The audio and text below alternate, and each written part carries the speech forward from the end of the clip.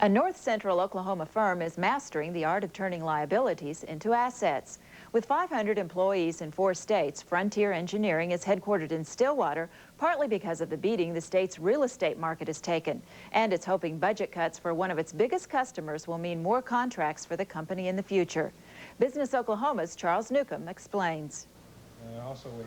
Frontier Engineering saw a chance less than a year ago to buy an abandoned hotel on Highway 51 near Stillwater for far less than a similar-sized office building would be worth. The economy has been good for Frontier in that we have been able to purchase a couple of buildings that we would not have been able to afford otherwise. Today, the former Sunmark Hotel is an engineering lab where Frontier designs and builds high-tech equipment, mostly for the U.S. government. We have contracts with the DOD, the FAA, Department of Transportation.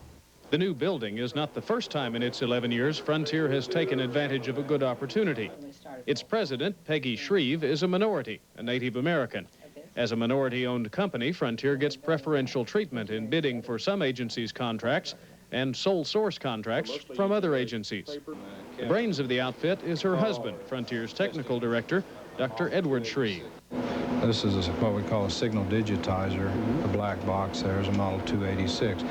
It's used in electronic intelligence applications for digitizing data and then determining parameters of radar signals. Frontier is proud of the radar digitizers, and so is the military.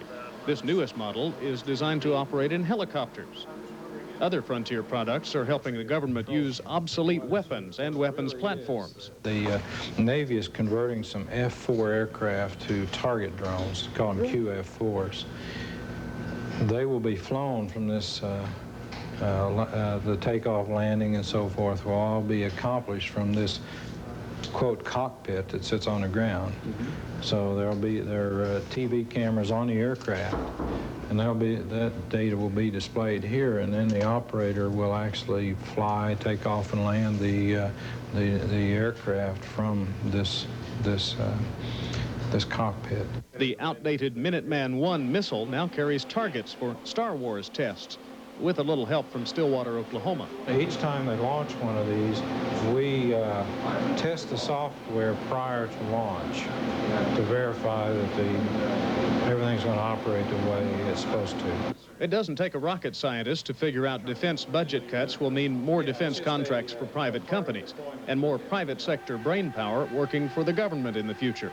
At least that's the future the scientists in Stillwater are betting on. Charles Newcomb, Business Oklahoma.